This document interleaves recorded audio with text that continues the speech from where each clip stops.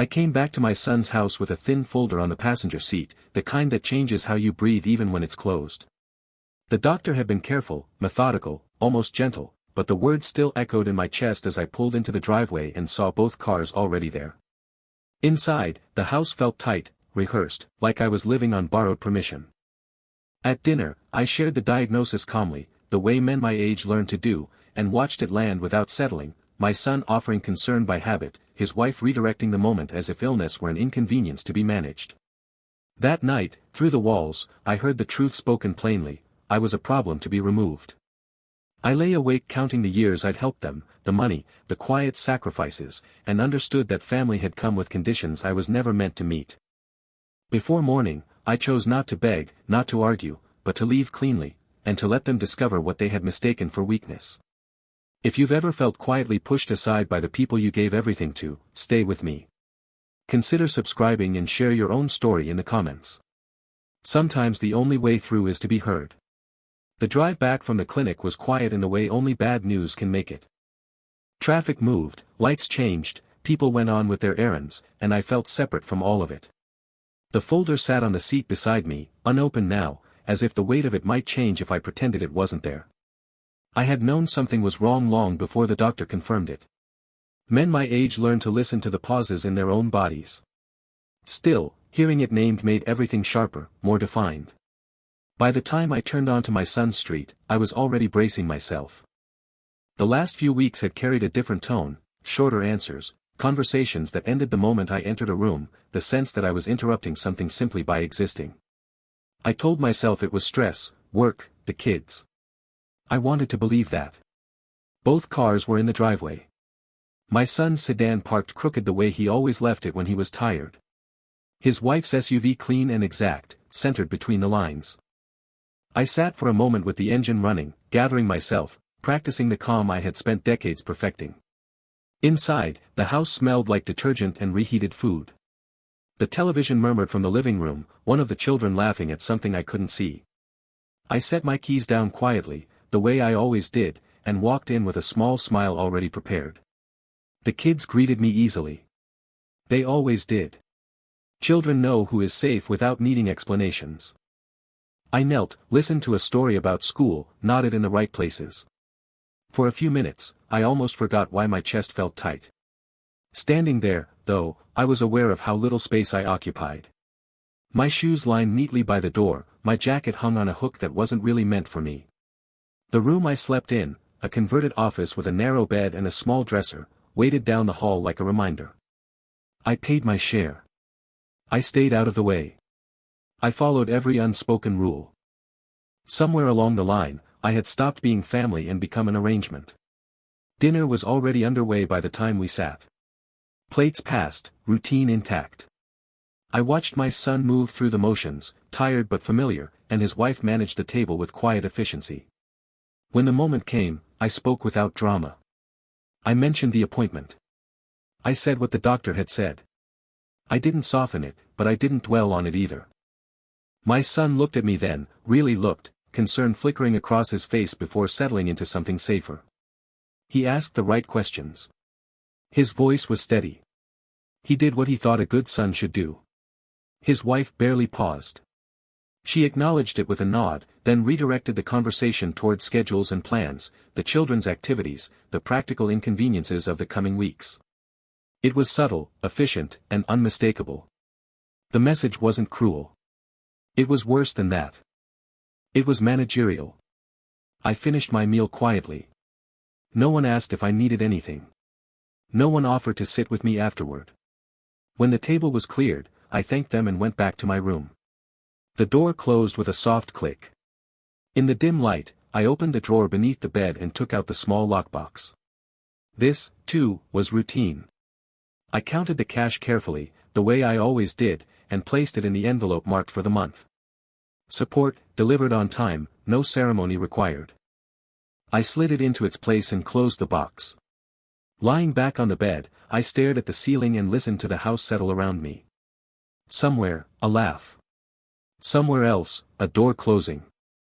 I told myself to rest. I told myself tomorrow would be clearer. Sleep didn't come. It hovered just out of reach, close enough to feel but never close enough to take hold. The house had its own nighttime language, pipes ticking, the low hum of appliances, the faint rhythm of footsteps overhead. I lay still, listening, letting the sounds pass through me.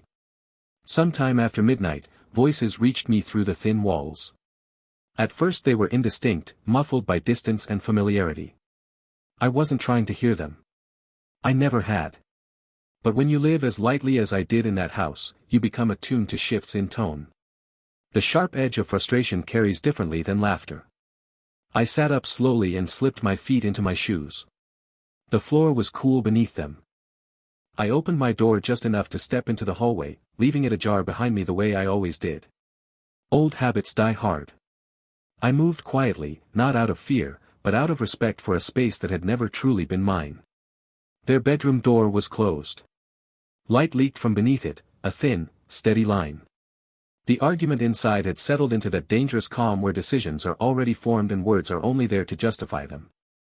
I stood still, close enough to hear but far enough to remain unseen. Her voice came first.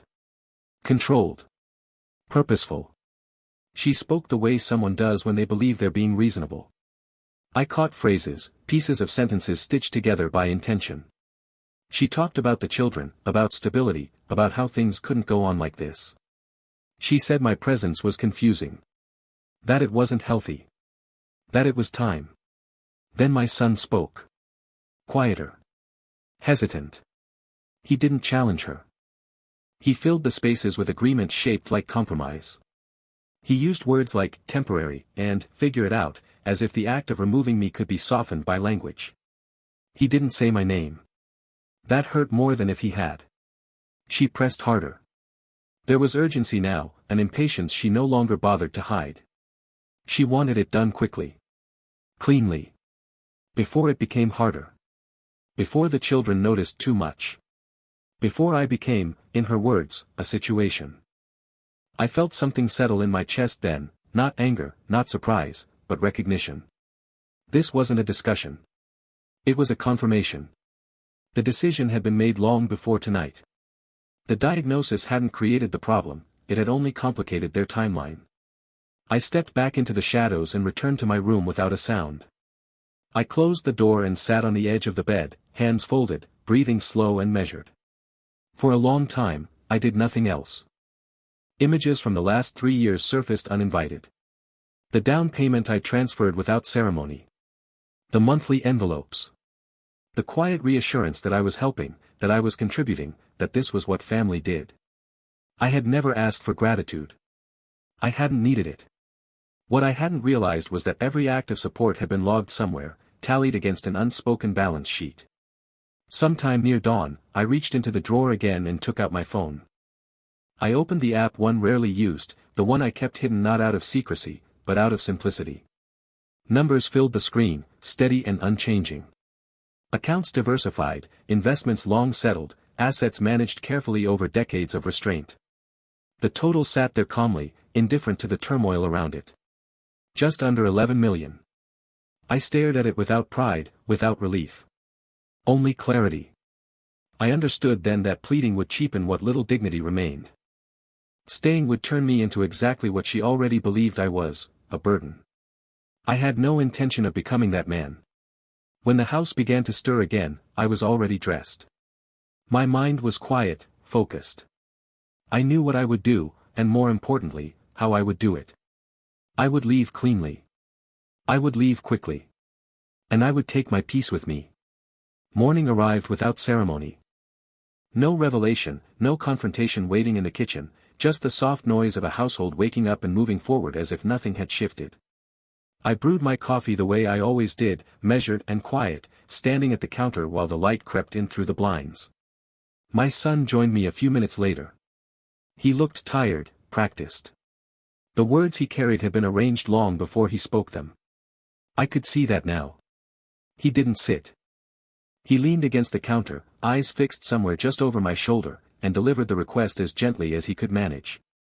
He said they thought it would be best if I started making plans to move out. He said the timing wasn't ideal, but circumstances rarely were. He said it wasn't personal. He said they needed space, structure, stability, for the kids. I listened without interrupting, without offering him the relief of resistance. When he finished, I nodded once and told him I understood. I said I would take care of it. I thanked him for telling me directly. The absence of argument seemed to unsettle him more than anger would have. He searched my face for something, hurt, protest, bargaining, but found only acceptance. There was nothing left for him to defend. I went back to my room and opened the closet. The suitcase waited on the top shelf, exactly where I'd left it years ago. I packed slowly, deliberately, choosing only what I needed. A few shirts, the jacket I wore in colder weather, the watch my father had given me. I left the rest neatly arranged, as if I might return, though we all knew I wouldn't. I moved through the house without drawing attention. The children were already occupied. Their mother passed me once in the hallway and offered a thin smile that didn't reach her eyes. Relief sat plainly on her face now, unguarded. She had expected resistance. She hadn't prepared for compliance. By late morning, my car was loaded. I stood for a moment in the driveway, looking back at the house I had helped make possible. The windows reflected the sky, giving nothing away. Inside, I set the final envelope on the kitchen counter, where it always went. Routine, even at the end. Then I took out my phone and began making calls. A realtor answered on the second ring. I told her my budget, my timeline, and that I would be paying in cash. I asked for privacy, distance, and a quick close.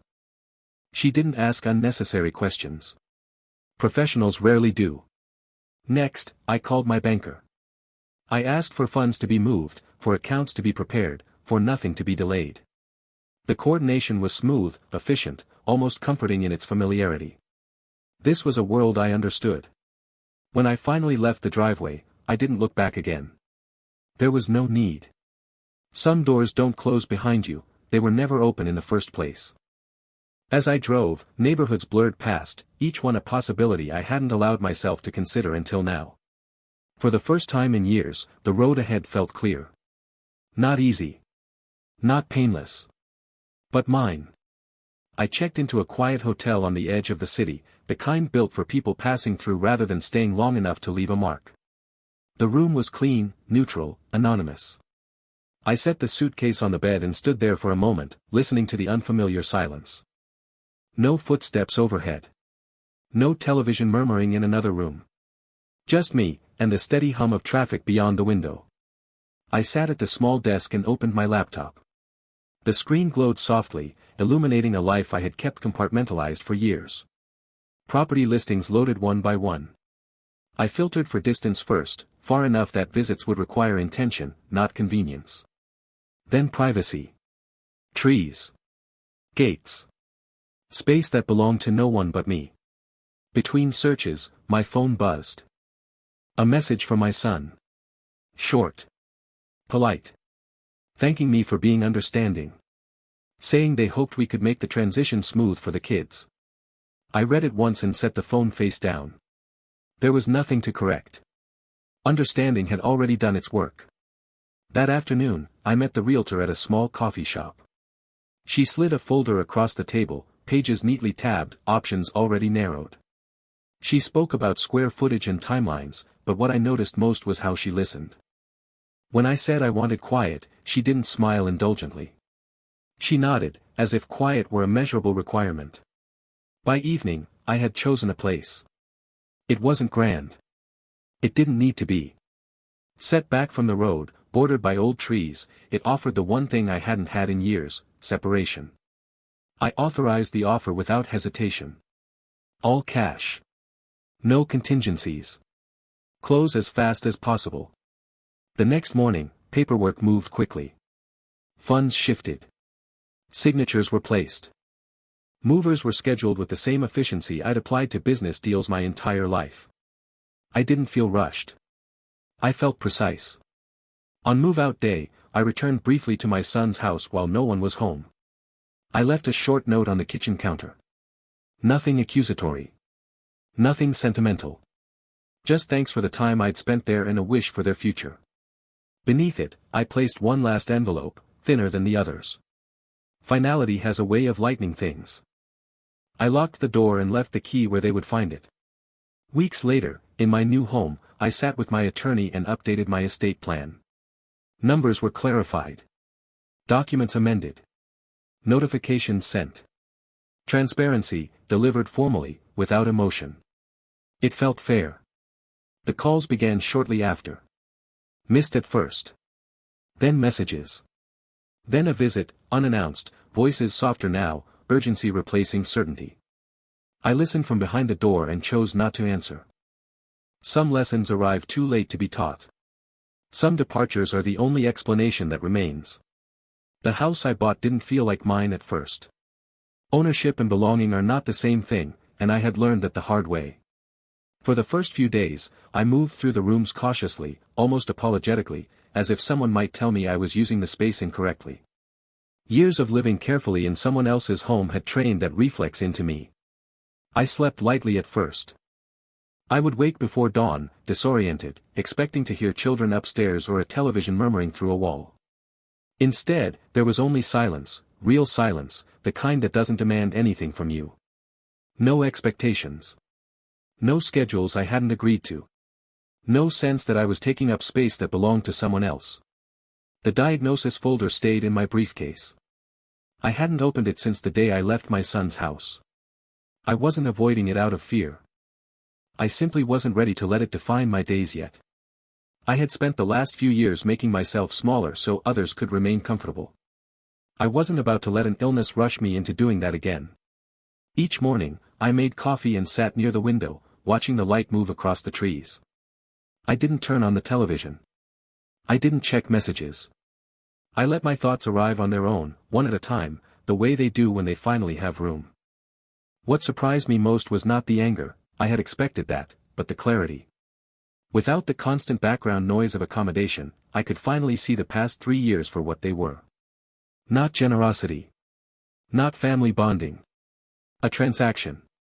Quiet, unspoken, and conditional. I thought about the down payment first. How my son had looked relieved when I told him I would help. How his wife had immediately begun talking about upgrades, neighborhoods, future resale value. I remembered telling myself it was normal. That young couples think practically. That it didn't mean anything. Then the monthly contributions. The envelope system. The careful routine I had built so no one would have to ask me for help, and so I would never have to hear the discomfort in their voices when they accepted it. I had framed it as dignity. What it really was, I realized now, was insurance. I believed that if I made myself useful enough, I would remain welcome. That belief had shaped more of my decisions than I wanted to admit. By the end of the first week, the calls began again. Not frantic at first, just tentative. My son left a voicemail saying he wanted to check in. Another message followed a day later, softer, apologetic in tone but vague in content. He mentioned the kids. He always mentioned the kids. His wife didn't call. She texted once, brief and careful, asking if I had settled in and hoping the move wasn't too stressful. The words read like a courtesy email from a human resources department. I didn't reply. I wasn't punishing them. I wasn't trying to make a point. I was simply done explaining myself to people who had already decided who I was. Midway through the second week, I opened the folder from the clinic. I read every page slowly, methodically, the same way I read contracts when something important was at stake. The prognosis wasn't immediate, but it was real. Manageable, the doctor had said, if handled early and without denial. I closed the folder and placed it in a drawer beside my bed. I would deal with it properly, on my terms, in my time. That afternoon, I met with my attorney again. This time, the conversation wasn't emotional. It was precise. We reviewed the updated estate plan line by line. I asked questions. I made changes. I removed assumptions that no longer held up under scrutiny. When he asked if I wanted to discuss the reasoning behind the changes, I told him no. Legal documents don't need emotional footnotes. They need clarity. The formal notices went out within days. That was when the tone of the calls changed. My son called twice in one afternoon. Then 3 times the next day. The messages grew longer, more urgent. He said there must have been a misunderstanding. That they hadn't meant for things to escalate. That his wife was just under stress. That families work through things. He never said he was wrong. The following Saturday, they showed up unannounced. I saw the car pull into the driveway while I was standing at the kitchen counter, rinsing a cup. I didn't move. I didn't hide. I simply stayed where I was. When the doorbell rang, I waited. When it rang again, I remained still. Through the window, I watched my son step back, rub his hands together, glance toward his wife. She stood stiffly, arms crossed, her posture tight with frustration rather than concern. They stayed for less than 5 minutes. When the car disappeared down the street, I felt something loosen inside me, not relief, exactly, but release. The kind that comes when you finally stop hoping people will become who you needed them to be. That night, I slept deeply. No dreams. No rehearsed conversations. No imagined explanations. Just rest. For the first time since the arrangement began, my life felt aligned again, not perfect, not easy, but honest. And at this stage of my life, honesty mattered more than comfort. I had spent enough years living conditionally. From here on, I intended to live deliberately. Once the noise stopped, something else took its place. Not peace, not yet, but a kind of still vigilance. The sort that comes after a structure collapses and you're standing in the open, scanning the horizon, making sure nothing else is about to fall on you. I settled into a rhythm. Mornings began early, not because I had to be anywhere, but because my body had spent a lifetime waking before the world demanded it. I walked the perimeter of the property each day, learning its boundaries the way you learn the edges of a new life. Gravel underfoot, the sound of birds I couldn't name, the way the fence curved slightly at the back where the land dipped. It grounded me. I scheduled my own appointments now, medical, financial, legal, without needing to fit around anyone else's calendar. There was a quiet dignity in that autonomy. I chose doctors carefully. I chose words carefully too. I didn't dramatize the diagnosis when I discussed it.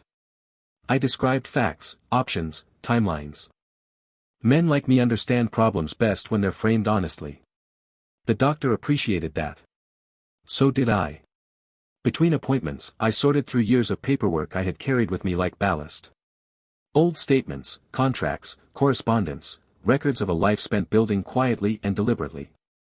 As I organized them, patterns emerged that had nothing to do with money.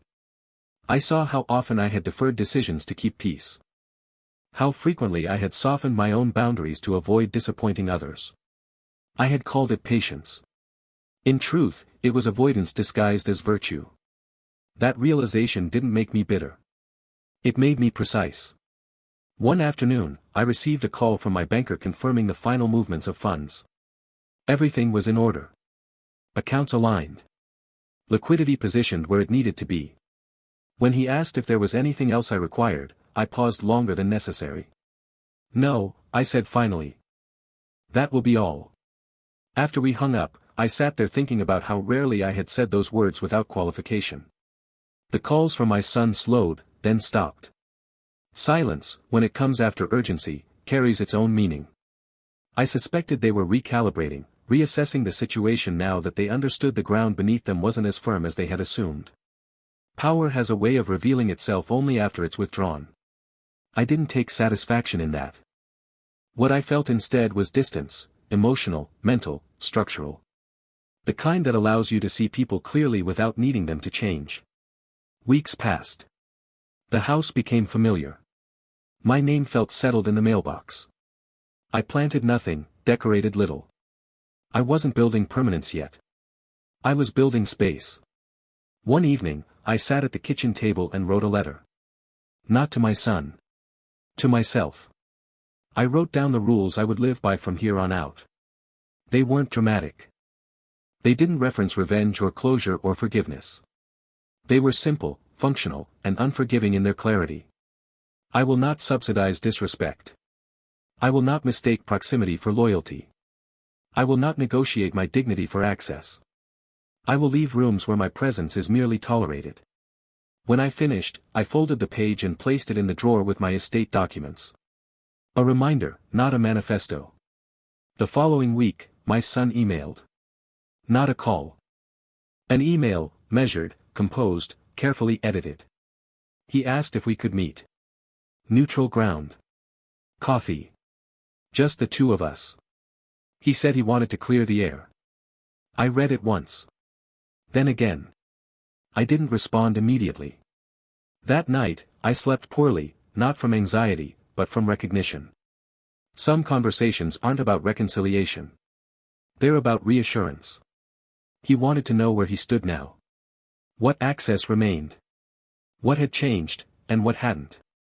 In the morning, I replied with a single sentence. I'm not ready for that conversation. I didn't add a timeline. I didn't soften it with excuses. Readiness, I had learned, doesn't respond well to pressure. After I sent it, I felt no guilt. Only alignment. Whatever came next would happen on ground I had chosen. And this time, I wouldn't mistake obligation for love, or silence for peace. The quiet I had built was deliberate. The days after I declined the meeting settled into a quieter pattern, but it wasn't the kind of quiet that invites complacency. It was attentive, deliberate. I had learned that stillness doesn't mean nothing is happening, it often means the most important things are rearranging themselves out of sight. I began preparing for the medical road ahead in the same way I had prepared for every serious undertaking in my life, without drama, without denial, and without involving people who would complicate it. I chose specialists carefully. I asked questions others might have found uncomfortable. I requested second opinions not because I distrusted anyone, but because clarity is earned, not assumed. There was a strange relief in handling it alone. Not loneliness, relief. No one hovering, no one reframing the situation to suit their own anxieties. Just facts, probabilities, decisions. I found I could carry those far more easily than I could carry other people's expectations. Between appointments, I walked. Long, unhurried paths through neighborhoods where no one knew me. I passed houses full of lives I would never enter, families arranged in ways that had nothing to do with mine. It reminded me that most of life happens without witnesses, and that dignity doesn't require an audience. One afternoon, while I was sorting through mail at the kitchen counter, I found a letter from my son. Not an email this time. A real letter, written by hand. The paper was heavy, chosen carefully. The handwriting was neat, controlled. He had always written that way, even as a child, trying to keep his thoughts from spilling out too quickly. I didn't open it right away. I set it aside and finished what I was doing. When I finally sat down, I read it slowly, once through, then again. He apologized, carefully, selectively. He said he hadn't handled things well. That he'd felt caught in the middle. That he hoped I could understand how difficult it was to balance everyone's needs. He didn't mention the night I overheard them. He didn't acknowledge the urgency in her voice, or the relief on her face when I left. He framed the situation as a misunderstanding that had escalated unnecessarily. What struck me most wasn't what he said, it was what he needed. The letter wasn't written to repair damage. It was written to reduce uncertainty. He wanted to know if the door was still open, if the ground beneath him was still stable, if the consequences of his silence were permanent or negotiable. I folded the letter and placed it back in the envelope. That evening, I cooked for myself. Nothing elaborate. Just something warm, eaten slowly at the table. I thought about how often I had rushed meals in that other house, mindful of timing, of being in the way. Here, there was no clock but my own. As I ate, I considered whether to respond. Not emotionally, but strategically, not in the sense of advantage, but in the sense of alignment. What would a response accomplish? What expectation would it create? What silence would it interrupt? I decided not to answer yet. The following week, my attorney called to confirm that all updates had been finalized and formally recorded. He asked if I wanted to notify my family personally, or if I preferred communication to go through his office going forward. Through you, I said without hesitation. It wasn't punishment. It was structure. That choice, more than any other, seemed to shift something. The next contact didn't come from my son, it came from his wife. A voicemail. Calm, composed, almost friendly. She said she hoped I was well. She said she'd heard about the updates and wanted to make sure there hadn't been a mistake. She said families shouldn't communicate through lawyers. I listened once. Then deleted it. Boundaries, I had learned, aren't arguments. They are conclusions. Weeks passed without incident. My treatments began, measured, manageable, effective. I adjusted my routines around them, not the other way around. On days when fatigue crept in, I rested without guilt. On days when strength returned, I used it deliberately. One morning, while reviewing paperwork at my desk, I realized something quietly profound. I no longer felt the need to justify my decisions to anyone, not even myself. That constant internal debate, the one that asks whether you've been fair enough, patient enough, generous enough, it had gone silent. Fairness, I understood now, doesn't mean equal access. It means appropriate access. Late one afternoon, a car pulled into my driveway again. Not theirs. A courier. He handed me an envelope requiring signature. Inside was a formal request for a meeting, this time proposed through legal channels, carefully worded, non-confrontational. I read it, then set it aside with the others. I wasn't refusing forever. I simply wasn't available yet. Healing, physical or otherwise, doesn't happen on someone else's timetable. As evening settled in, I stepped outside and stood beneath the trees, listening to the wind move through leaves that would outlast all of us. I felt small in the best possible way, not diminished, but unburdened. Whatever came next would be faced from a place of steadiness, not obligation. From choice, not pressure. I had spent enough of my life being careful for others. Time changed texture after that. Days no longer pressed against one another with urgency. They stood apart, distinct, each carrying its own weight. I learned quickly that when you remove yourself from a system built on expectation, the world doesn't collapse, it simply reorganizes around your absence. My treatment settled into a routine. Not easy, but predictable. I learned which mornings would start heavy and which afternoons would return a measure of strength. I stopped measuring myself against who I had been a decade earlier and started paying attention to who I was now. That adjustment alone felt like a form of recovery.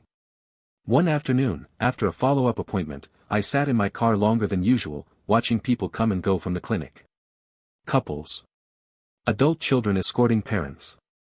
Conversations hushed but constant. I noticed how often care became control without anyone meaning it to. How quickly concern could slip into ownership. I understood then that my decision to step away hadn't just been about dignity. It had been about survival. The letter from my son's attorney arrived a week later. Formal. Neutral. It proposed a mediated conversation, no accusations, no pressure, simply a chance to reset the family dynamic. The phrasing was careful enough to avoid blame, vague enough to preserve leverage. I didn't respond immediately. Instead, I called my own attorney and asked a single question: what happens if I say nothing? He answered plainly. Nothing happens unless you allow it to. That night, I slept with the windows open. Cool air moved through the house, steady and grounding. I thought about my son as a boy, the way he used to trail behind me in hardware stores, asking questions about tools he didn't yet understand. I remembered teaching him to drive, sitting rigid in the passenger seat, pretending calm while bracing for mistakes. I also remembered the way he had stood in the kitchen that morning, eyes fixed somewhere past me, asking me to leave. Memory, I realized, doesn't demand loyalty. It demands honesty. 2 days later, I agreed to a meeting. Not at a coffee shop. Not in an office. In a neutral conference room at my attorney's building. Structured. Timed. Witnessed. I made it clear I would attend alone and leave alone. When the day came, I arrived early and sat at the table, hands folded, posture relaxed. I wasn't rehearsing arguments. I wasn't preparing defenses. I had already said everything that mattered with my actions. My son arrived first. He looked thinner. Tired in a way that sleep doesn't fix. He avoided my eyes at first, then forced himself to meet them. His wife followed a few minutes later, composed as always, carrying a folder she didn't need. We exchanged brief greetings and sat. The mediator began with formalities, setting ground rules, outlining intentions. I listened without impatience. When it was my turn to speak, I didn't raise my voice. I didn't accuse. I described facts. I spoke about the night I overheard them, not with anger, but with precision. I explained how decisions made without me had clarified my place in their household. I said I understood why they wanted me gone. I said I simply wished they had said it sooner. My son's face tightened.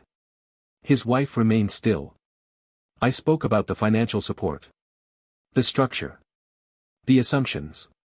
I said I had never offered help as leverage, but I would no longer allow it to be treated as obligation. I said I had left because staying would have required me to pretend nothing had changed. When I finished, there was silence. My son tried to explain. He said he felt trapped.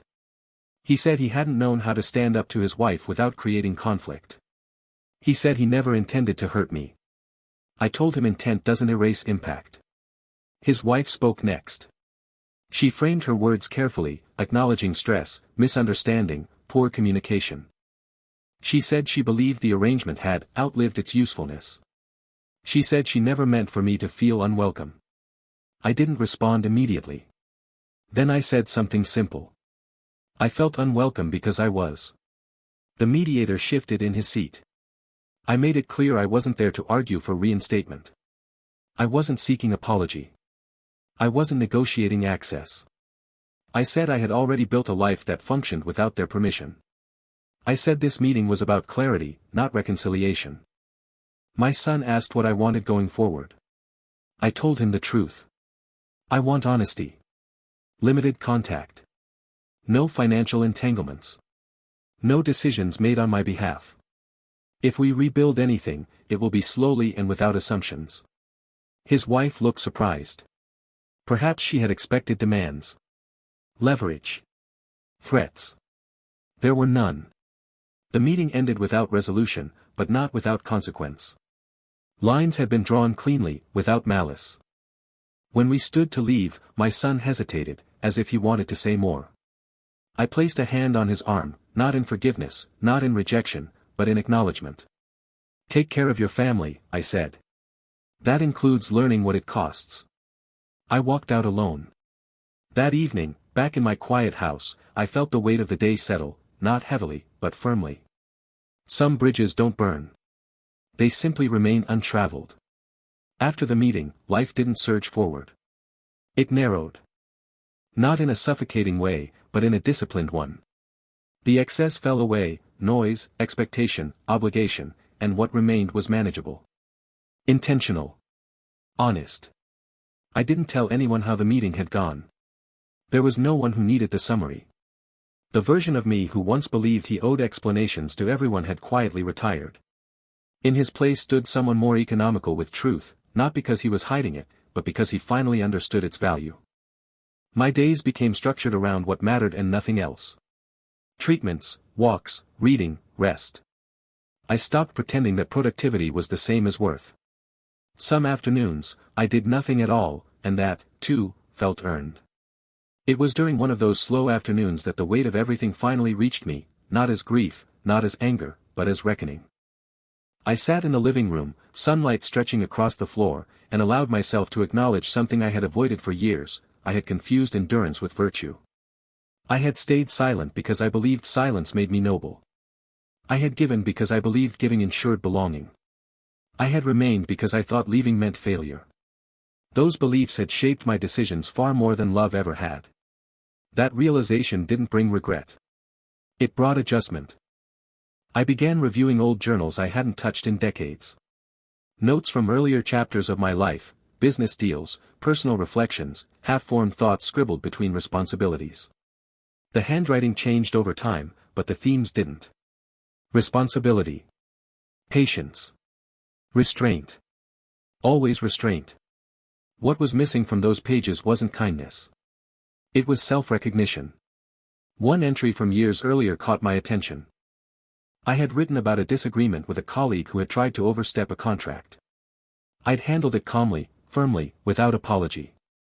I'd walked away with my terms intact and my dignity preserved. Reading it now, I wondered why that same clarity had been so difficult to apply within my own family. The answer came quietly, because I believed family required sacrifice beyond reason. I believed blood exempted people from boundaries. I believed love meant absorbing discomfort indefinitely. None of those beliefs held up anymore. A few weeks later, I received word through my attorney that my son and his wife were struggling financially. Not catastrophically, but enough to notice. The monthly absence had changed their math. The cushion they hadn't realized they were leaning on was gone. I felt no satisfaction. Only confirmation. There was no request, yet. Just information. I thanked my attorney and asked him to keep communication formal. If they needed something, they would ask. If they asked, I would decide. Those steps mattered. Around the same time, I noticed a change in myself physically. Not dramatic, but real. The treatments were working. Slowly, yes, but steadily. Strength returned in increments. Fatigue receded just enough to remind me what possibility felt like. I didn't celebrate. I acknowledged. One morning, while standing in the kitchen, I caught my reflection in the window. Older, certainly. Thinner. More lined. But steadier than I'd been in years. There was no flinch in my posture, no tension in my jaw. I looked like a man who had stopped bracing for impact. That afternoon, my son called. Not through lawyers. Direct. I let it ring twice before answering. His voice was quieter than I remembered. Not apologetic. Just uncertain. He asked how I was doing. He didn't rush into explanations. He didn't ask for anything. He sounded like someone who had finally realized he was standing alone. I answered his questions honestly but briefly. I told him my health was stable. That I was settled. That I hoped the kids were well. There was a pause. Then he said he missed me. I didn't respond immediately. Not because I didn't feel anything, but because I needed to answer truthfully. I miss who I thought we were, I said. But I don't miss how things were. He didn't argue. He didn't defend. He simply acknowledged it. Before hanging up, he asked if there might be a time in the future when we could talk again. Possibly, I said. But not to restore the past. Only to build something different. He said he understood. We ended the call without ceremony. That night, I sat outside under the darkening sky, listening to the sounds of a neighborhood that didn't know my history and didn't need to. I realized then that justice doesn't always arrive as confrontation or triumph. Sometimes it arrives as correction. The balance had shifted, not in my favor, but into alignment. And for the first time, that felt like enough. The weeks that followed the call were quieter than I expected, not because contact had resumed, but because something inside me had finally stopped reaching outward. I had spent years anticipating needs that were never voiced, adjusting to moods that were never explained, carrying weight that was never acknowledged. Now, with that habit broken, the silence felt earned rather than empty. My health continued on its measured path. Progress came in small confirmations, numbers holding steady, side effects easing, the doctor's tone shifting from cautious to practical. I never allowed myself to imagine outcomes too far ahead. I stayed with what was in front of me. Today had enough substance on its own. I kept my routine simple. Mornings were for movement and appointments. Afternoons for reading, for organizing, for the kind of thinking that requires time rather than urgency. Evenings passed slowly. I learned to cook for one without resenting it, learned that solitude didn't have to be defended if it was chosen deliberately. One afternoon, a package arrived without warning. No return address. Inside was a drawing, one of the children's. Crayon lines, bright and uneven, a house with trees and a figure standing alone beside it. My name was written carefully at the bottom, spelled correctly. I sat with it longer than I expected to. There was no note. No explanation. Just the drawing. I understood it for what it was, an attempt at connection without negotiation. A child's instinct reaching across a boundary the adults hadn't yet figured out how to respect. I placed the drawing on the desk, not as a signal, not as leverage, but as acknowledgement. Love doesn't disappear just because structure changes. It simply waits for safer ground. A few days later, my attorney forwarded an update. My son had asked, formally, whether I would consider establishing a trust for the children, separate from any immediate involvement. No request for access. No suggestion of reconciliation. Just a question, asked carefully, as if he were testing whether respect might still be possible. I didn't answer immediately. I spent the evening thinking about legacy, not money, not property, but influence. What it teaches. What it reinforces. I had learned, painfully, how easily support could be misinterpreted as permission. If I acted now, it would have to be precise, intentional, and immune to reinterpretation. The next morning, I gave my attorney clear instructions. The trust would be created. It would be limited. It would be managed independently. No early access. No discretionary exceptions. Education, healthcare, basic stability. Nothing more. When he asked if I wanted my son informed of the details directly, I shook my head. Send him the structure, I said. Not the sentiment. The confirmation went out that afternoon. The response came 2 days later. A brief message. Grateful. Restrained. No embellishment. It was the most honest communication we'd had in years. That night, I stood at the window again, looking out at the trees, the street quiet beneath them. I felt no triumph. No regret. Only a steady sense that the decisions I was making now would not need correction later. Somewhere along the way, I had stopped trying to be indispensable. I had stopped believing that love required proximity or sacrifice beyond reason. I had stopped mistaking endurance for loyalty. The house held me without judgment. The future no longer demanded explanation. Whatever relationship remained would be built slowly, deliberately, and only where responsibility was shared. I turned off the light and went to bed without revisiting the past. Not because it didn't matter, but because it no longer defined what came next. After the trust was established, something subtle shifted, not outwardly, but internally. The tension that had lived just beneath my thoughts for years finally loosened its grip. I hadn't noticed how tightly I'd been holding myself together until I no longer needed to. I didn't hear from my son for a while after that. Not a silence born of anger or strategy, just absence. The kind that suggests someone is learning how to stand without leaning. I hoped he was using it well. Hope, I had learned, is safest when it's quiet. My health required more attention as the seasons changed. Treatments adjusted, schedules tightened, rest became less optional. I approached it the same way I had approached business crises decades earlier, by breaking problems into their smallest workable parts. I showed up. I listened. I followed through. There was no heroism in it, just consistency. Some days were harder than others. On those days, I didn't reach for distraction. I sat with the discomfort long enough to understand it. Pain, when acknowledged, loses its authority to frighten. It becomes information. One evening, while sorting through old files, I came across photographs I hadn't looked at in years. My son at various ages, missing teeth, awkward limbs, earnest expressions. Me standing beside him, always slightly behind, always watching rather than posing. I studied my own face in those pictures. I looked capable. Steady. Present. I wondered when I had stopped believing that was enough. The answer came more easily than I expected. It happened gradually, over years of compromise framed as generosity. I had taught my son how to build, how to plan, how to stand on his own feet, but I had also taught him, inadvertently, that my support was permanent, unconditional, and inexhaustible. I had blurred the line between help and dependence without meaning to. Recognizing that didn't absolve him of responsibility, but it clarified my own. I began writing again, not journals this time, but letters I didn't intend to send. To my son, to his wife, to myself at different ages. I didn't censor them. I didn't soften them. I wrote what I had felt but never said, what I had observed but dismissed, what I had needed but never requested. Most of the letters ended the same way, not with accusation, but with release. I burned them one by one in the fireplace on cool evenings, watching the pages curl and darken, the words lifting away in smoke.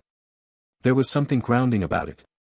Not symbolic in a grand sense, just final.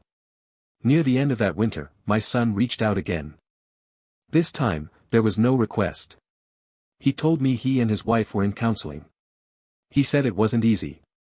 He didn't frame it as progress or promise. He simply stated it as fact. I thanked him for telling me. Weeks later, he asked if I would consider seeing the children. Just the children. Briefly. In a neutral place. No expectations beyond that. I didn't answer immediately. I thought about the drawing still on my desk.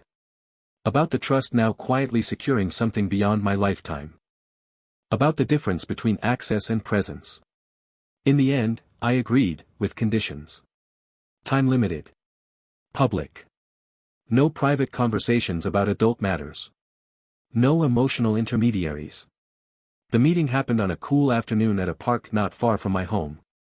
I arrived early and sat on a bench beneath bare branches, hands folded, breathing steady. When they came into view, the children ran ahead without hesitation. Children remember safety even when adults complicate it. I knelt, listened, nodded, laughed once or twice. I didn't ask questions that would invite explanation. I didn't make promises. I was simply there, fully, honestly, without bargaining. My son watched from a distance. His wife stayed farther back. We acknowledged one another with a nod. Nothing more was required. When the time ended, I stood, said goodbye, and left first. Cleanly. Calmly. No lingering. That night, I felt tired in a good way, the kind that follows presence without performance. I understood then that reconciliation doesn't always look like reunion. Sometimes it looks like boundaries respected and moments shared without cost. I returned home, closed the door behind me, and sat in the quiet that had become familiar. My life was smaller now in some ways, but stronger where it counted. I had not lost my family. I had simply stopped disappearing inside it.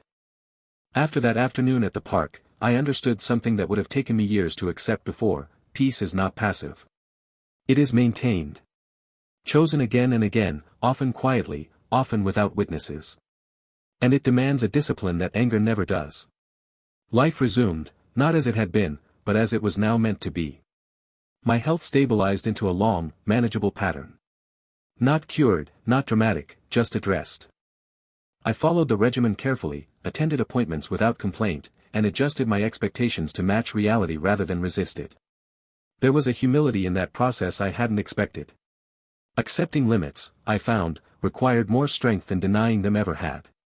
The house had fully become mine by then. Not through decoration or ownership, but through use. I knew which floorboards creaked, which windows needed coaxing, which chair caught the evening light best. I stopped thinking of it as temporary. Not permanent either, just sufficient. That was enough. My son and I spoke occasionally after that. Infrequently. Purposefully. There were no long conversations, no emotional excavations. He would update me on the children. I would listen. Sometimes he would mention work, or counseling, or something practical he was learning about himself. I didn't offer advice unless he asked. I had learned the cost of unsolicited guidance. His wife remained distant. Polite when necessary. Correct. I bore her no ill will anymore, not because she had earned forgiveness, but because resentment required energy I was no longer willing to spend. Understanding her motivations hadn't softened what she had done, but it had stripped it of mystery. She valued control. Predictability. Order. People, I suspected, fit into her world only if they could be managed.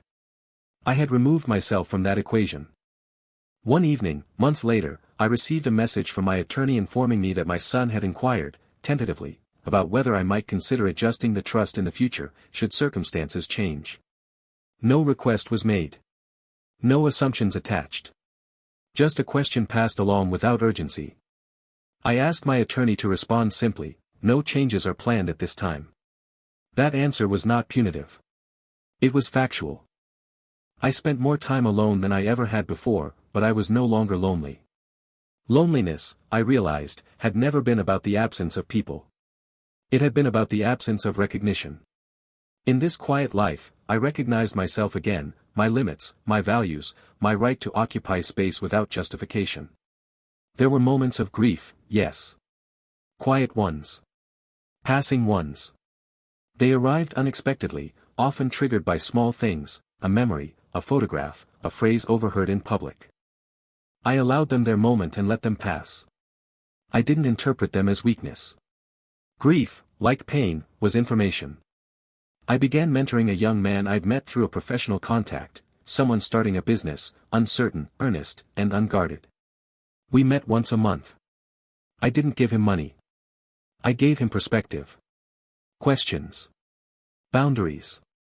I watched him listen carefully, weigh decisions, grow steadier over time. It struck me then that guidance, when freely offered and freely accepted, carries no resentment. It nourishes both sides. As the year turned, I updated my personal affairs one final time, not because anything had changed, but because nothing had. Stability deserves reinforcement. My attorney noted that everything was unusually clear. "You've thought this through," he said. "Yes," I replied. "I don't want anyone wondering what I meant." That clarity extended to my own thoughts as well. I no longer replayed the past looking for alternate outcomes. There was no scenario in which I stayed and retained my dignity. There was no version of events where silence transformed into respect. Leaving had not been abandonment. It had been alignment. One night, while sitting on the back steps, watching the sky darken, I felt something close to gratitude, not toward any person in particular, but toward the sequence of events themselves. They had stripped away illusions I'd been carrying too long. They had forced me to choose myself without spectacle or apology. Justice, I had learned, doesn't always arrive with raised voices or public reckoning. Sometimes it arrives as quiet recalibration, resources returning to their rightful owner, power settling back into the hands that earned it, dignity restored not through victory, but through refusal. I stood, went inside, and turned off the lights. What remained ahead was not reconciliation in the traditional sense, nor estrangement in the bitter one. It was something more sustainable than either. By the time spring arrived, I no longer measured my life against what had been taken or lost. Seasons have a way of clarifying priorities when you allow them to move at their own pace. The trees around the house budded slowly, without urgency, without apology. I paid attention to that. Growth, I reminded myself, does not rush to prove itself. My health held steady. Not miraculous, not dramatic, just managed. The treatments had become part of the background, no more defining than brushing my teeth or locking the door at night. I stopped describing my condition to myself as something I was dealing with, and started thinking of it as something I was living alongside. Language matters. It shapes endurance. The relationship with my son settled into its new form, restrained, respectful, limited. We spoke when there was something real to say. He stopped testing boundaries disguised as updates. I stopped anticipating what he might need next. There was a balance now, uneasy at times, but honest. And honesty, I had learned, is the only foundation that doesn't eventually collapse. The children visited occasionally, always in public spaces, always on neutral terms. I showed up when I said I would. I left when I said I would. Consistency, without negotiation, rebuilt trust faster than explanation ever could. Children understand reliability long before they understand forgiveness. His wife remained distant, and I accepted that without resentment. Some people don't retreat because they're ashamed. They retreat because control no longer works. I didn't require her approval, and I no longer invited her judgment. The absence of conflict was not reconciliation, but it was peace, and peace was sufficient. One afternoon, while reviewing documents at my desk, I received confirmation that my revised estate plan had been fully executed and acknowledged. No disputes. No challenges. Everything clean. Everything final. The attorney's note was brief, professional, satisfied. I closed the file and sat back, breathing slowly. For the first time in years, I felt no need to brace for interference. No one could reinterpret my intentions now. No one could leverage my silence against me. The future was not just prepared, it was insulated. That evening, I took a long walk as the light faded, moving through streets that no longer felt unfamiliar. I realized then that the sense of exile I'd felt at first had nothing to do with geography. It had been the shock of choosing myself after a lifetime of choosing others. That kind of decision leaves you temporarily unmoored. But not lost. I thought about the man I had been when I first moved into my son's house, careful, accommodating, quietly grateful for inclusion that should never have required gratitude. I had mistaken tolerance for belonging. I had mistaken access for love. I stopped walking and stood there for a moment, letting the truth of that settle fully. I didn't hate that man. He had done the best he could with the understanding he had at the time. But I would not return to him. Growth does not mean erasing who you were. It means refusing to remain there once you know better. When I returned home, I turned on a single lamp and sat down with a notebook. I wrote one final entry, not about the past, not about regret, but about closure. I wrote that dignity is not something others grant you. That family is not defined by proximity or dependency. That love does not require self-erasure. And that walking away is sometimes the most responsible act a man can take. I closed the notebook and placed it in the drawer with everything else that mattered. Outside, the night settled quietly over the house. No knocks. No calls. No demands. Just space. Whatever remained ahead, months, years, outcomes unknown, I would meet it without bargaining away myself. I had learned the cost of silence, and I had paid it in full. There is a strange calm that comes when nothing is left unresolved. Not because everything ended neatly, but because everything ended honestly. By the time summer arrived, I was no longer waiting for anything to happen. No call I was bracing for. No apology I was owed. No reckoning I needed to witness. The story had finished telling itself. My health continued its quiet course. Some days were stronger than others. I learned not to measure progress by energy alone, but by steadiness of mind. I was still here. Present. Capable. That was enough. I no longer spoke about the future in sweeping terms. I spoke about the next appointment, the next walk, the next morning coffee. Grand narratives had lost their appeal. The relationship with my son found its final shape without discussion. We spoke when necessary. We met occasionally, briefly, with the children. There was no pretense of closeness, but there was respect. He no longer tried to renegotiate the past.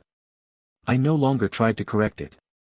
We had arrived, quietly, at mutual understanding. Some bridges don't need to be rebuilt to allow passage forward.